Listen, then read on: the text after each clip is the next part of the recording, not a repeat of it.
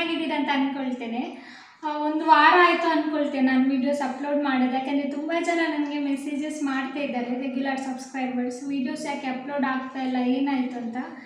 ಏನಿಲ್ಲ, ಆ್ಯಕ್ಚುಲಿ ವಿಷಯ ಏನಂದರೆ, ನಾನೊಂದು ವೀಡಿಯೋ ಅಂದರೆ ಡೈಲಿ ವೀಡಿಯೋಸ್ ಅಪ್ಲೋಡ್ ಮಾಡಲಿಕ್ಕೋಸ್ಕರ ಒಂದು ಟ್ರೈಪಾಡ್ ಪರ್ಚೇಸ್ ಮಾಡಿದೆ. ಯಾಕಂದರೆ ಆವಾಗ ನಾನೇ ಈ ರೀತಿ ಇದರಲ್ಲಿ ಫೋನ್ ಇಟ್ಟು ವೀಡಿಯೋಸ್ ಮಾಡ್ಬೋದು ಅಂತ ನೋಡ್ಬೋದು ನೀವು. ಬಟ್ ವಿಷಯ ಏನಂದರೆ, ಇದರಲ್ಲಿ ಫೋನ್ ಆ್ಯಕ್ಚುಲಿ ಕರೆಕ್ಟಾಗಿ ನಿಲ್ಲುವುದಿಲ್ಲ, ಶೇಕ್ ಆಗುತ್ತೆ. ಯಾಕಂದರೆ ಗೊತ್ತಿರ್ಬೋದು, ದೊಡ್ಡ ಫೋನ್ ಆಗಿರೋದ್ರಿಂದ ಸ್ವಲ್ಪ ಅದು ವೀಡಿಯೋಸ್ ಮಾಡುವಾಗ ಬಿದ್ದರೆ ಪ್ರಾಬ್ಲಮ್ ಆಗುತ್ತೆ. ಹಾಗಾಗಿ ನಾನೇ ವೀಡಿಯೋಸ್ ಮಾಡುವ ಹಾಗೆ ಇಲ್ಲ. ಅಂದರೆ ನನ್ನ ಹಸ್ಬೆಂಡ್ ಯಾವಾಗ ಫ್ರೀ ಇರ್ತಾರೆ ಅವರ ಕೈಯಲ್ಲಿ ನಾನು ವೀಡಿಯೋಸ್ ಮಾಡಿಸ್ತಾ ಇರ್ತೇನೆ. ಹಾಗಾಗಿ ಸ್ವಲ್ಪ ಲೇಟ್ ಆಗ್ತಾ ಉಂಟು. ಬಟ್ ಏನಂದರೆ, ಆದಷ್ಟು ನಾನು ಈ ವಾರದಲ್ಲಿ ನೀವೇನೆಲ್ಲ ಮೆಸೇಜಸ್ ಮಾಡಿದ್ದೀರಾ, ಕೆಲವು ಕಂಟೆಂಟ್ ನನಗೆ ಹೇಳಿದ್ದೀರಾ ಇದಕ್ಕೆ ರಿಲೇಟೆಡ್ ಆಗಿ ವೀಡಿಯೋಸ್ ಮಾಡಿ ಅಂತ, ಅದಕ್ಕೆ ರಿಲೇಟೆಡ್ ಆಗಿ ನಾನು ವೀಡಿಯೋಸ್ ಹಾಕ್ತಾ ಇರ್ತೇನೆ. ಅದರಲ್ಲಿ ನನಗೆ ಲಾಸ್ಟ್ ಟೈಮ್ ಒಂದು ಫ್ರಿಜ್ ಆರ್ಗನೈಸೇಷನ್ ಬಗ್ಗೆ ತೋರಿಸಿ, ನಿಮ್ಮದು ಸಂಡೇ ರುಟೀನ್ ತೋರಿಸಿ ಅಂತೆಲ್ಲ ಮೆಸೇಜಸ್ ಬಂದಿತ್ತು. ಅದರಲ್ಲಿ ನಾನು ಈ ವಿಡಿಯೋದಲ್ಲಿ ಇವತ್ತು ಫ್ರಿಜ್ ಆರ್ಗನೈಸೇಷನ್, ಅದರ ಜೊತೆಗೆ ಸಂಡೇ ರುಟೀನ್ ಯಾವ ರೀತಿ ಇರುತ್ತೆ ಅಂತ ಒಂದು ವಿಡಿಯೋ ಮಾಡಿದ್ದೇನೆ. ಹಾಗಂತ ಎಲ್ಲ ದಿವಸ ಕೂಡ ಅದೇ ರೀತಿ ಇರುವುದಿಲ್ಲ. ಸೊ ಲಾಸ್ಟ್ ಸಂಡೇದು ನಾನೊಂದು ವೀಡಿಯೋಸ್ ಮಾಡಿದ್ದೇನೆ. ಸೊ ಅದನ್ನು ನೋಡ್ಕೊಂಡು ಬರುವ. ಇಲ್ಲಿ ನಾನು ಫ್ರಿಜ್ ಆರ್ಗನೈಸೇಷನ್ ತೋರಿಸ್ತಾ ಇದ್ದೇನೆ. ನೋಡ್ಬೋದು, ಎಲ್ಲರ ಮನೆಯಲ್ಲಿ ಕೂಡ ಹೀಗೇನೇ ಆಗಿರ್ಬೋದು. ಯಾಕಂದರೆ ಡೈಲಿ ನಮಗೆ ಬೇರೆ ಕೆಲಸ ಇರುತ್ತೆ, ಅದರ ಜೊತೆಗೆ ಇದು ಅಂದರೆ ನಿಜವಾಗ್ಲೂ ನೆನಪೇ ಇರುವುದಿಲ್ಲ ನಮಗೆ ಈ ರೀತಿ ಆಗಿರುತ್ತೆ ಅಂತ. ನೋಡ್ಬೋದು ಎಷ್ಟು ಗಲೀಜಾಗಿದೆ ಅಂತ. ಯಾಕಂದರೆ ನಮ್ಮದು ಫ್ರಿಜ್ ಕೂಡ ರೀಸೆಂಟ್ ತಂದದ್ದು. ತಂದಮೇಲೆ ನಾನು ಫಸ್ಟ್ ಟೈಮ್ ಮಾಡ್ತಾ ಇದ್ದೇನೆ. ಎಲ್ಲ ಅಲ್ಲಿಂದಲ್ಲಿ ಹಾಕಿ ಇಟ್ಟಿದ್ದೇನೆ. ಈ ರೀತಿ ಎಲ್ಲರ ಮನೇಲಿ ಇದೇ ರೀತಿ ಇರ್ಬೋದು, ಗೊತ್ತಿಲ್ಲ ನನಗೆ. ಬಟ್ ಫುಲ್ ಗಲೀಜಾಗಿತ್ತು. ಸೊ ಅದಕ್ಕೆ ಸಂಡೇ ನಾವು ಯಾವುದಾದ್ರೂ ಒಂದು ಈ ರೀತಿ ಡೀಪ್ ಕ್ಲೀನಿಂಗ್ ಯಾವುದಾದ್ರೂ ಇರುತ್ತಲ್ಲ, ಸೊ ಅದನ್ನು ನಾನು ಯಾವಾಗ ಸಂಡೇ ಅಂತಲ್ಲ, ವಾರದಲ್ಲಿ ಯಾವ ದಿವಸ ಫ್ರೀ ಇರುತ್ತೆ ಸೊ ಆ ದಿವಸ ಮಾಡ್ತೇನೆ. ಈ ರೀತಿ ಫಸ್ಟ್ ಅದರದ್ದೆಲ್ಲ ಗ್ಲಾಸ್ ಎಲ್ಲ ತೊಳೆದಿಟ್ಕೊಳ್ತೇನೆ. ನೆಕ್ಸ್ಟ್ ನೋಡ್ಬೋದು, ಇಲ್ಲಿ ನಾನು ಅದನ್ನು ಸೆಟ್ ಮಾಡ್ತಾ ಇದ್ದೇನೆ. ಕಾಳು ಎಲ್ಲ ಎಂತ ಇದೆ, ಸೊ ಅದನ್ನೆಲ್ಲ ಈ ರೀತಿ ಇಟ್ಟಿದ್ದೇನೆ. ಇನ್ನೊಂದು ಬೆಸ್ಟ್ ಆಪ್ಷನ್ ಅಂದರೆ ನಿಮಗೆ ಇದನ್ನೆಲ್ಲ ಏನು ಹೇಳ್ತಾರೆ, ಗ್ಲಾಸ್ ಕಂಟೈನರ್ ಅಂತ ಸಿಗುತ್ತೆ ನಿಮಗೆ, ಅದರಲ್ಲೆಲ್ಲ ಹಾಕ್ಬೋದು. ನಾನು ಇನ್ನೂ ಪರ್ಚೇಸ್ ಮಾಡಬೇಕಷ್ಟೇ, ಎಲ್ಲ ಪ್ಲಾಸ್ಟಿಕಲ್ಲಿ ಕಟ್ಟಿಡ್ತಾ ಇದ್ದೇನೆ. ಬೆಸ್ಟ್ ಅದಕ್ಕೆ ನಾವು ಗ್ಲಾಸ್ ಕಂಟೈನರ್ ಯೂಸ್ ಮಾಡಿದರೆ ಇನ್ನೂ ಒಳ್ಳೆಯದು. ಈ ರೀತಿ ಇದು ನೀವು ನೋಡ್ತಾ ಇರ್ಬೋದು, ಇದು ನಾನು 4 ಬಾಕ್ಸಸ್, ಇದು ನಾನು ಆನ್ಲೈನಲ್ಲಿ ಆರ್ಡರ್ ಮಾಡಿದ್ದೆ. 200 ರೂಪೀಸಿಗೆ ಸಿಕ್ಕಿದೆ ನನಗೆ. ಯಾರಿಗಾದರೂ ಬೇಕಾದರೆ ನಾನು ಇದರ ಲಿಂಕ್ ಡಿಸ್ಕ್ರಿಪ್ಷನಲ್ಲಿ ಹಾಕಿರ್ತೇನೆ, ನೀವು ನೋಡ್ಬೋದು. ಈ ರೀತಿ ಫಸ್ಟ್ ಇದರಲ್ಲಿ ಹಾಲು, ಮೊಸರು ಅಥವಾ ಏನಾದರೂ ಇದ್ದರೆ ಇಡ್ತೇನೆ. ನೆಕ್ಸ್ಟ್ ಇಲ್ಲಿ ಗೋಧಿ ಹಿಟ್ಟು, ಓಟ್ಸ್ ಅದೆಲ್ಲ ಇಟ್ಟಿದ್ದೇನೆ. ನೋಡ್ಬೋದು, ತುಂಬ ನಾನು ಸ್ಟೋರ್ ಮಾಡಿ ಇಡೋದಿಲ್ಲ. ಯಾಕಂದರೆ ನಮಗೆ ನನಗೆ ಜಾಸ್ತಿ ಆಗೋದಿಲ್ಲ, ನನಗೂ ಆಗೋದಿಲ್ಲ. ನನ್ನ ಹಸ್ಬೆಂಡ್ ಅವರು ಸಿಂಗರ್ ಆಗಿರೋದ್ರಿಂದ ವಾಯ್ಸಿಗೆ ಸ್ವಲ್ಪ ಪ್ರಾಬ್ಲಮ್ ಆಗುತ್ತೆ. ಫ್ರೂಟ್ಸ್ ಎಲ್ಲ ನಾವೆಲ್ಲ ಅವತ್ತವತ್ತು ತಂದೆ ಯೂಸ್ ಮಾಡ್ತೇವೆ ಜಾಸ್ತಿ. ನೋಡ್ಬೋದು, ಮೇಲ್ಗಡೆ ಏನಿಲ್ಲ ಆ್ಯಕ್ಚುಲಿ, ಏನು ತಂದರೂ ಕೂಡ ನಾವು ಅವತ್ತವತ್ತೇ ಯೂಸ್ ಮಾಡ್ತೇವೆ. ಇಲ್ಲಿ ಸಾಂಬಾರ್ ಪೌಡರ್, ಸೊ ಅಗತ್ಯ ಯಾವುದಿದೆ ಸೊ ಅದನ್ನಷ್ಟೇ ನಾನಿಲ್ಲಿ ಸ್ಟೋರ್ ಮಾಡಿ ಇಟ್ಟಿದ್ದೇನೆ. ನೋಡ್ಬೋದು, ಈ ರೀತಿ ಬಾಕ್ಸಸ್ ಎಲ್ಲ ಯೂಸ್ ಮಾಡಿದರೆ ನಮಗೆ ಸ್ವಲ್ಪ ಈಸಿ ಆಗುತ್ತೆ ಪ್ಲಾಸ್ಟಿಕಲ್ಲಿ ಇಡೋದಕ್ಕೆ. ಸೊ ನೆಕ್ಸ್ಟ್ ನಾನು ಮಧ್ಯಾಹ್ನಕ್ಕೆ ಚಿಕನ್ ಗ್ರೇವಿ ಮಾಡಿದ್ದೇನೆ. ಗೀ ರೈಸ್ ಮಾಡಿದ್ದೆ, ಅದಕ್ಕೆ ಚಿಕನ್ ಗ್ರೇವಿ ಮಾಡಿದ್ದೇನೆ. ಸ್ವಲ್ಪ ತೆಂಗಿನ ಎಣ್ಣೆ ಹಾಕಿದ್ದೇನೆ.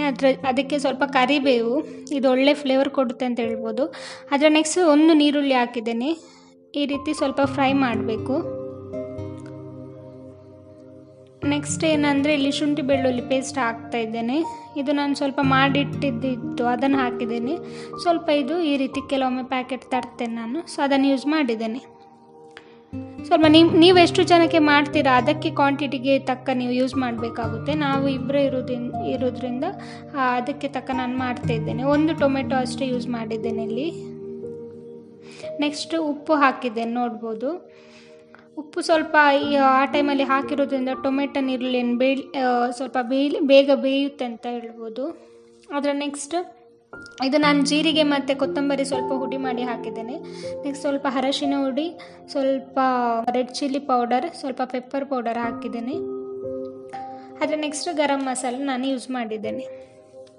ಇದು ಅರ್ಜೆಂಟಿಗೆ ನಿಮಗೆ ಮಾಡಲಿಕ್ಕೆ ಯಾರೋ ಹೊಸೊಬ್ಬರು ಕಲಿತಾ ಇದ್ದಾರೆ ಅಥವಾ ಅರ್ಜೆಂಟಲ್ಲಿ ಆಗಬೇಕು ಅಂತ ಇದ್ದರೆ ಇದು ಒಂದೊಳ್ಳೆ ರೆಸಿಪಿ ಅಂತಲೇ ಹೇಳ್ಬೋದು. ಈ ರೀತಿ ಟೊಮೆಟೊ ಸ್ವಲ್ಪ ಬೆಂದ ಮೇಲೆ ಚಿಕನ್ ಹಾಕ್ತಾಯಿದ್ದೇನೆ. ಅರ್ಧ kg ಅಷ್ಟೇ ನಾನು ಯೂಸ್ ಮಾಡಿದ್ದೇನೆ ಇಲ್ಲಿ ಚಿಕನ್ನ. ಒಮ್ಮೆ ಟ್ರೈ ಮಾಡಿ ನೋಡಿ, ತುಂಬ ಸುಲಭವೂ ಇದೆ, ಜಾಸ್ತಿ ಏನು ಕಷ್ಟವೂ ಇಲ್ಲ. ಅದರ ಜೊತೆಗೆ ಸ್ವಲ್ಪ ಮೊಸರು ಹಾಕಿದ್ದೇನೆ ಸ್ವಲ್ಪ. ನೆಕ್ಸ್ಟ್ ಫುಲ್ ಈ ರೀತಿ ಮಿಕ್ಸ್ ಮಾಡಿ ಸ್ವಲ್ಪ ಹೊತ್ತು ಬೇಯಿಸಿ, ಇದೊಂದು 1/4 ಗಂಟೆಯಲ್ಲಿ ಬೇಯುತ್ತೆ ನಿಮಗೆ. ನೆಕ್ಸ್ಟ್ ಅದಕ್ಕೆ ಒಂದು ಸ್ವಲ್ಪ ನಿಂಬೆ ರಸ ಹಾಕಿದ್ದೇನೆ. ಅದರ ನೆಕ್ಸ್ಟ್ ಇಲ್ಲಿ ತೆಂಗಿನ ಕಾಯಿ ಏನು ರಸ ಇದೆ ಅದನ್ನು ತೆಗೆದಿಟ್ಟಿದ್ದೆ, ಅದನ್ನು ಹಾಕಿದ್ದೇನೆ. ಲಾಸ್ಟಿಗೆ ಸ್ವಲ್ಪ ಕೊತ್ತಂಬರಿ ಸೊಪ್ಪು ಹಾಕಿದ್ದೇನೆ. ನೆಕ್ಸ್ಟ್ ಗೊತ್ತಿರ್ಬೋದು, ಅಡುಗೆ ಆದಮೇಲೆ ಎಂಥ ಪಾತ್ರೆ ಎಲ್ಲ ಇದ್ದೇ ಇರುತ್ತೆ. ಸೊ ಅದೆಲ್ಲ ಕ್ಲೀನಿಂಗ್ ಎಲ್ಲ ಆಗಿದೆ ಇವತ್ತು ಮಧ್ಯಾಹ್ನ ತನಕದ್ದೆಲ್ಲ ಕೆಲಸ ಏನಿದೆ ಸೊ ಅದೆಲ್ಲ ಮುಗಿಸ್ಕೊಂಡಿದ್ದೇನೆ. ಎಲ್ಲ ಕಿಚನ್ ಎಲ್ಲ ಕ್ಲೀನ್ ಮಾಡ್ತಾ ಇದ್ದೇನೆ. ಸ್ವಲ್ಪ ಡೀಪ್ ಕ್ಲೀನ್ ಮಾಡ್ತೇನೆ, ಯಾವಾಗಲೂ ಮಾಡೋದಕ್ಕಿಂತ ಸ್ವಲ್ಪ ಜಾಸ್ತಿನೇ ಮಾಡ್ತೇನೆ. ಈ ರೀತಿ ಎಲ್ಲ ಕೌಂಟರ್ ಟಾಪ್ ಏನಿದೆ ಸೊ ಅದನ್ನೆಲ್ಲ ಫುಲ್ ಕ್ಲೀನ್ ಮಾಡ್ತೇನೆ. ಇದು ನಾನು ಲಾಸ್ಟ್ ಟೈಮ್ ವೀಡಿಯೋದಲ್ಲಿ ತೋರಿಸಿದ್ದೇನೆ.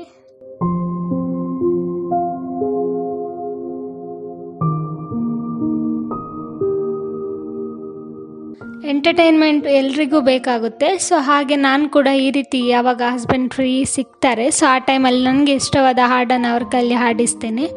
ಸೊ ನೋಡ್ಬೋದು.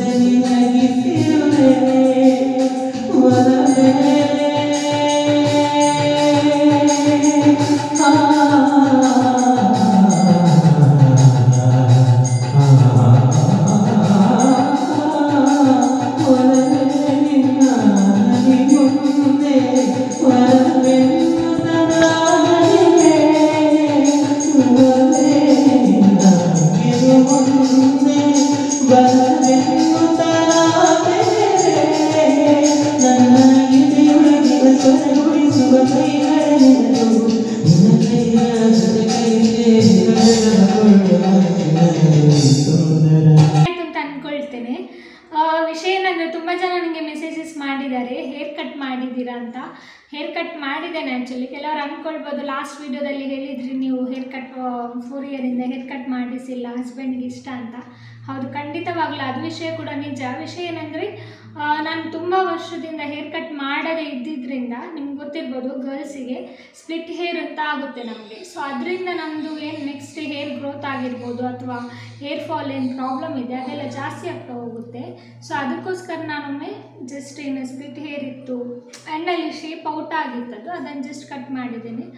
ಅದು ನೆಕ್ಸ್ಟ್ ವಾಪಸ್ ಗ್ರೋತ್ ಆಗುವಾಗ ಒಳ್ಳೆ ರೀತಿಯಲ್ಲಿ ಬರುತ್ತೆ. ಇದಕ್ಕೋಸ್ಕರ ಮಾತ್ರ ಕಟ್ ಮಾಡಿಸಿದ್ದೇನೆ. ಓಕೆ, ಇವತ್ತಿನ ವಿಡಿಯೋ ನಿಮಗೆ ಇಷ್ಟ ಆಗಿದ್ರೆ ಪ್ಲೀಸ್ ಲೈಕ್ ಮಾಡಿ. ನೀವು ಲೈಕ್ ಮಾಡಬೇಕು, ಯಾಕಂದರೆ ನೀವು ಲೈಕ್ ಮಾಡಿದರೆ ಮಾತ್ರ ನನಗೆ ಗೊತ್ತಾಗುತ್ತೆ ನಿಮಗೆ ಈ ವಿಡಿಯೋಸ್ ಇಷ್ಟ ಆಗ್ತಾಯಿದೆ, ನಾನೇನು ವಿಡಿಯೋಸ್ ಮಾಡ್ತಾ ಇದ್ದೇನೆ ನಿಮ್ಗೆ ಇಷ್ಟ ಆಗ್ತಾಯಿದೆ ಅಂತ ನನಗೆ ಗೊತ್ತಾಗುತ್ತೆ. ಅದರ ಜೊತೆಗೆ ಎಷ್ಟೋ ಜನ ಸಬ್ಸ್ಕ್ರೈಬ್ ಮಾಡ್ಕೊಳ್ಳೋದೆ, ಅಂದರೆ ವ್ಯೂಸ್ ಜಾಸ್ತಿ ಆಗ್ತಿದೆ, ಬಟ್ ಎಷ್ಟೋ ಜನ ಸಬ್ಸ್ಕ್ರೈಬ್ ಇನ್ನೂ ಮಾಡ್ಕೊಂಡಿಲ್ಲ. ಯಾಕಂದರೆ ನನಗೆ ಅರ್ಥ ಆಗುತ್ತೆ ಕೆಲವರಿಗೆ ಸಬ್ಸ್ಕ್ರೈಬ್ ಮಾಡಿಕೊಳ್ಳೋದು ಗೊತ್ತಿರಲಿಕ್ಕಿಲ್ಲ. ಏನಿಲ್ಲ, ಸಿಂಪಲ್ ಇದೆ. ವಿಡಿಯೋಸ್ ನೋಡುವಾಗ ನಿಮಗೆ ಕೆಳಗಡೆ ರೆಡ್ ಕಲರ್ ಬಟನಲ್ಲಿ ಸಬ್ಸ್ಕ್ರೈಬ್ ಅಂತ ಬರ್ತದೆ, ಅದಕ್ಕೊಂದು ಜಸ್ಟ್ ಒಂದು ಕ್ಲಿಕ್ ಮಾಡಿದರೆ ಆಯ್ತು ಅಷ್ಟೇ, ಬೇರೆ ಏನು ಮಾಡಬೇಕು ಅಂತ ಇಲ್ಲ ನೀವು. ಅದರ ಜೊತೆಗೆ ನಿಮಗೆ ವೀಡಿಯೋಸ್ ರಿಲೇಟೆಡ್ ಆಗಿರ್ಬೋದು ಅಥವಾ ನೆಕ್ಸ್ಟ್ ಯಾವ ರೀತಿ ವೀಡಿಯೋಸ್ ಹಾಕಬೇಕು ಸೊ ಅದಕ್ಕೆ ರಿಲೇಟೆಡ್ ಆಗಿ ಏನಾದರೂ ಕ್ವಶನ್ಸ್ ಇದ್ದರೆ ಪ್ಲೀಸ್ ನನಗೊಂದು ಕಮೆಂಟ್ ಮಾಡಿ ತಿಳಿಸಿ ನಿಮ್ಮ ಒಪಿನಿಯನ್. ಸೊ ನೀವು ಹೇಳಿದಾಗ ಮಾತ್ರ ನನಗೆ ಅರ್ಥ ಆಗುತ್ತೆ. ಅದರ ನೆಕ್ಸ್ಟ್ ಫ್ರೆಂಡ್ಸ್ ಎಲ್ಲರಿಗೂ ಶೇರ್ ಮಾಡಿ, ನನ್ನ ಚಾನಲ್ಗೆ ಸಪೋರ್ಟ್ ಮಾಡಿ. Thank you.